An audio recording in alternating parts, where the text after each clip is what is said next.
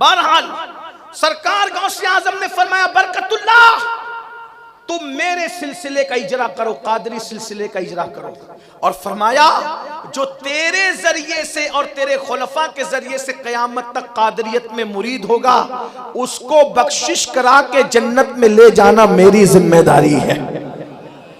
ہاں اسی لیے برکاتیت بہت فروغ پائی۔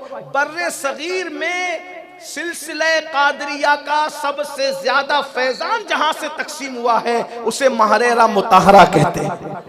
بریلی شریف میں اگر مفتی اعظم کی شکل میں کوئی قادریت بانٹ رہا ہے تو ان کی غلامی کا رشتہ محررہ شریف سے جڑا ہوا ہے۔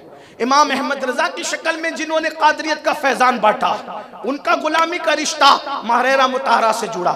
گوسی میں حضور صدر الشریعہ بدر الطریقہ کی شکل میں علامہ امجد علی رحمت اللہ علیہ کی شکل میں جس نے قادریت کا فیضان بانٹا اس کا غلامی کا رشتہ محررہ مطہرہ سے جڑا ہوا۔ پیلی بھیت میں حضور شیر بے اہل سنت حضرت علامہ حشمت علی خان رحمت اللہ علیہ کی شکل میں اگر کوئی قادریت کا نمائندہ نظر آیا ان کی غلامی کا رشتہ محررہ مطہرہ سے جڑا ہوا۔ علامہ ظفر الدین بہاری اگر بہار کی سرزمین پر قادریت کا فیضان بانٹ رہے ہیں غلامی کا رشتہ محررہ مطہرہ سے۔ سید سلیمان اشرف بہاری اگر علی گڑھ میں بیٹھ کر قادریت کا فیضان بانٹ رہے تھے ان کا غلامی کا رشتہ سرکار غوث اعظم سے جڑا ہوا، ان کا غلامی کا رشتہ محررہ مطہرہ سے جڑا ہوا۔ بدایوں میں اللہ اکبر سیف اللہ المسلول کی شکل میں اگر قادریت کا نمائندہ وہاں کا غلامی کا رشتہ محررہ سے جڑا ہوا۔ حضرت اللہ اکبر علامہ عبد القادر بدایونی رحمت اللہ تعالی علیہ تاج الفول کی شکل میں بدایوں کے اندر اگر فیضان قادریت بانٹ رہے ہیں ان کا غلامی کا رشتہ محررہ مطہرہ سے جڑا ہوا۔